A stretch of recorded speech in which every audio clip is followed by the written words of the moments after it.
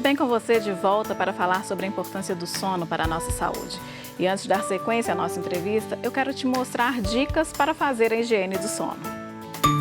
De 4 a 6 horas antes de dormir, evite bebidas que contenham cafeína, como café, chá preto, chimarrão, chocolate ou guaraná, e também a ingestão de bebidas alcoólicas.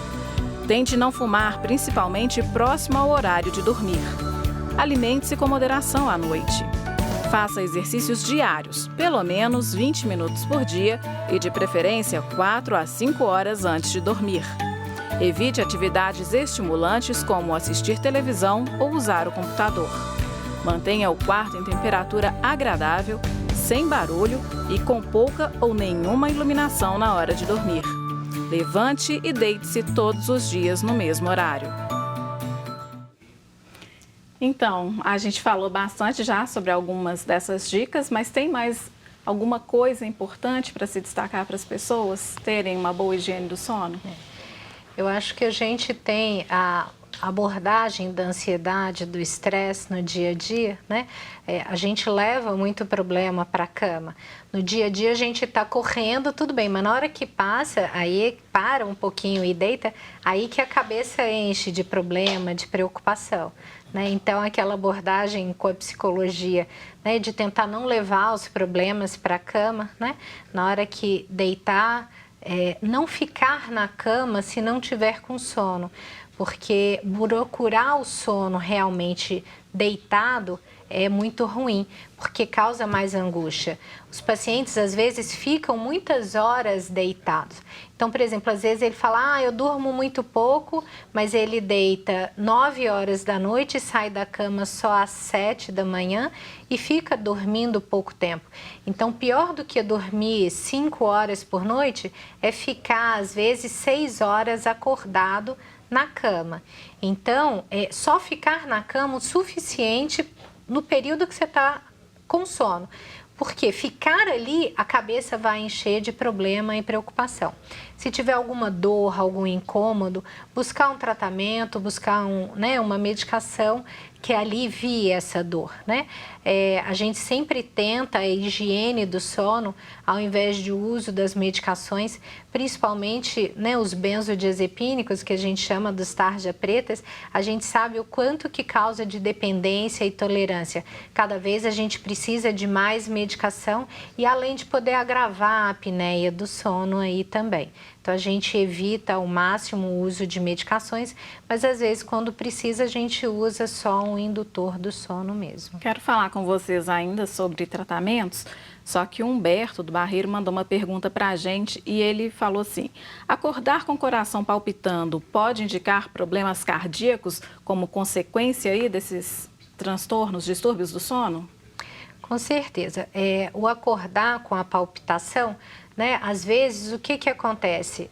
Quando a gente dorme e tem uma apneia, um estímulo para te acordar é exatamente a liberação de adrenalina no organismo que causa o aumento da frequência cardíaca. Então, pode ser sim algum distúrbio do sono, principalmente a apneia, mas também outros sintomas. Esse acordar sobressaltado, além da apneia, a gente faz o diagnóstico diferencial com refluxo, né? Porque às vezes na hora tem um refluxo e causa isso aí, ou às vezes mesmo alguns episódios de crise de pânico também a gente pode acordar assim. Então, se isso está frequente, o ideal é procurar aí uma abordagem aí especialista. Sim, eu gostaria de falar um pouco a respeito das opções de tratamento. Andréia, você mostrou até para a gente a placa, né? Mas eu gostaria que você mostrasse, comentasse mais sobre essa opção de tratamento, como que ela funciona. Você já explicou o funcionamento da placa, né? Mas eu gostaria de saber como que o dentista chega à conclusão desse tratamento com o paciente. Normalmente a gente faz, o paciente já fez uma polissonografia, né? A gente já tem o resultado do grau da apneia dele, né? A gente já tem a indicação para o tratamento através de aparelho intraoral e o que a gente vai fazer é uma anamnese nele para poder ver a parte oral, a parte da boca, dos dentes, da musculatura, do movimento que ele consegue fazer, né, com o queixo para frente, né, para a gente ver então se é possível ou não o uso do aparelho intraoral. E é né? pequenininha, simples de usar e só na hora de dormir, né? Sim, Não só na hora traz, não traz nenhum desconforto social nem nada. Não. Pelo contrário. Ele é pequenininho, né? Fica dentro da boca, praticamente não vai aparecer, né? Igual tá aqui. Então, assim, ele permite também que a pessoa até converse, né? Então, se precisar conversar com o marido, com a esposa, não tem problema, consegue conversar, né? Como ele permite alguns movimentos, movimento lateral para quem tem bruxismo, porque na verdade o paciente que tem ronco-apneia e bruxismo, ele pode usar esse aparelho aqui, por exemplo, né?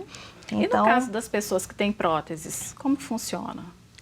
Aí vai variar um pouquinho, né? Se for uma prótese total removível, né, a convencional, a superior, ela bem adaptada, a gente consegue. A inferior, não. Aí ela teria que ser sobre implante. Né? Porque a convencional ela é muito solta, então não tem onde o aparelho prender. Então ele não vai conseguir segurar a mandíbula na posição, né? Mas sendo sobre implante não tem problema, a gente consegue trabalhar também. Tá? Tá certo. Além disso, muitas vezes a gente pode associar o tratamento do aparelho, né, com os exercícios da fonoaudióloga, né? Algumas vezes a gente consegue, por exemplo, melhorar bastante a questão da apneia, mas o paciente às vezes ainda fica roncando um pouco. Então a gente trabalha em conjunto, por exemplo, com a fono e ela passa os exercícios para fortalecer a musculatura e a gente ter um resultado melhor ainda para o paciente. Cristiane, no seu caso, qual que é o tratamento indicado para os pacientes? Quando o paciente chega para a gente com a queixa, a gente já faz as orientações iniciais de higiene do sono, né? A gente coloca medidas gerais, a gente avalia a questão nasal, porque às vezes se está com o nariz entupido, né? Isso aí acaba favorecendo a questão do ronco e da apneia. A gente pede para manter o peso ideal, né? Porque o aumento de peso favorece o agravamento. Então, além dessas medidas gerais, a gente vai avaliar a polissonografia dependendo do grau da gravidade desse paciente, se é leve, moderado ou mais grave. A André falou já que nos casos leves a moderados a gente pode estar indicando a placa intraoral, às vezes a gente associa a fono, né? E agora, nos casos mais graves, principalmente se a gente tem uma comorbidade associada, ou seja, se a gente tem problemas cardíacos associados, aí a gente vai focar principalmente num aparelho que chama CPAP, que ele é um pressurizador de ar, né? É um aparelhinho que fica na cabeceira da cama e vem uma mangueira e liga através de uma máscara que vai gerar um fluxo de ar, né? O que a gente precisa é ganhar espaço lá atrás, que a apneia obstrutiva é o relaxamento da língua, da garganta que fecha a passagem. Então, o aparelho, né, que a André colocou vai tracionar e vai melhorar essa passagem e o CPAP, só que ela consegue avançar um tanto e o CPAP, ele joga um fluxo de ar fazendo um coxim de ar, mantendo a via aérea aberta. Então, quando a língua for relaxar e fechar a garganta, então essa garganta não vai ser fechada, não vai ter apneia por causa do fluxo de ar que está ali constante, né?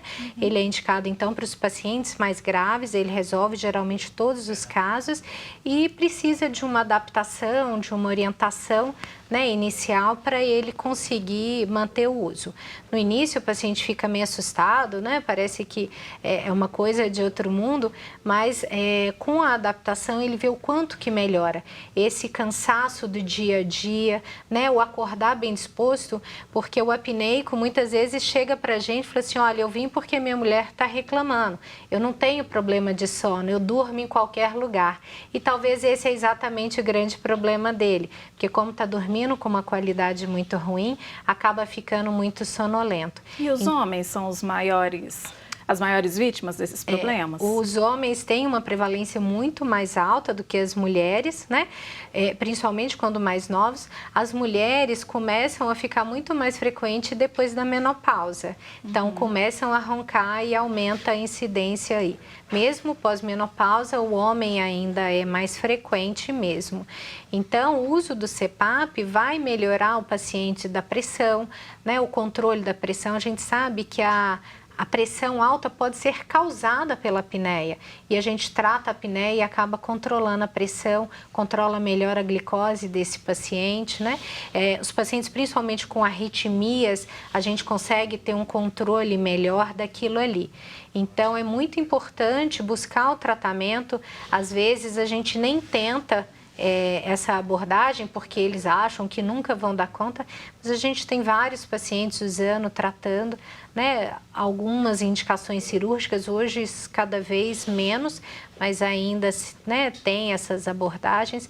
E eu falo que o sono é muito novo, né? Igual eu falei, de 50 para cá, é que descobriu o sono para se descobrir as doenças, os tratamentos e que aquilo realmente é eficaz, né? Cada vez tem saído novos trabalhos na busca, né, de um tratamento melhor. E hoje, já nos Estados Unidos, alguns lugares aqui, mas em São Paulo, tem um marca-passo que é utilizado para estimular a musculatura, ainda está pouco acessível, ainda tem uma indicação, é muito caro, ainda não tem colocado, mas eu falo, tem muitas coisas que estão surgindo aí.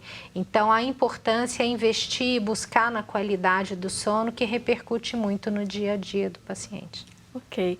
Gente, muito obrigada pela presença de vocês aqui no nosso programa. Espero que vocês possam voltar outras vezes. Muito obrigada. Obrigada. O programa de hoje fica por aqui. Nós agradecemos a sua companhia e te esperamos na semana que vem. Tchau, tchau.